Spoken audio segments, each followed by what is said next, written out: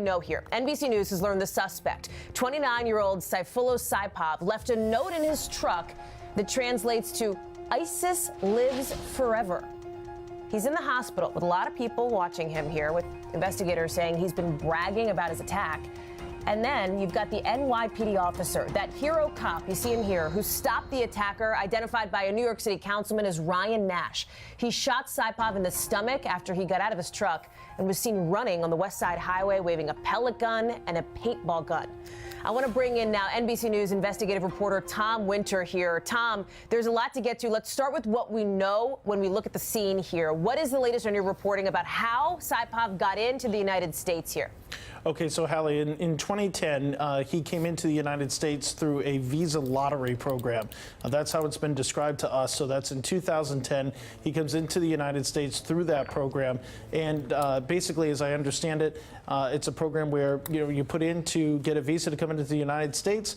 And if you're one of the lucky people that are selected, you have the opportunity to come into the U.S. on a visa and go from there. So that's just the very basics of it. And, right. and he's a Uzbek national, as we said yesterday. Okay, I want to bring folks up to speed on a couple of new pieces of information this morning, like the fact that investigators have now talked with this guy at the hospital. Right. There's that conversation. Then there's this note that was found in his truck. Fill us in. Okay, so there's a note in the truck that essentially, says, ISIS is forever, or there's, a couple different translations of it, but basically, he is in the hospital talking about, yes, I did this attack. He's been bragging about it, as my colleague Jonathan Deans has reported this morning. So there's been no sort of, there's been no remorse that's been shown that we're aware of at this point in his interviews with investigators. And I think between what he yelled when he got out of the car yesterday in the process of this attack and this note that was found inside the car, it's pretty clear exactly who he says he did this attack for, right. and that he was the person that did it. What about these conversations with his wife, Tom?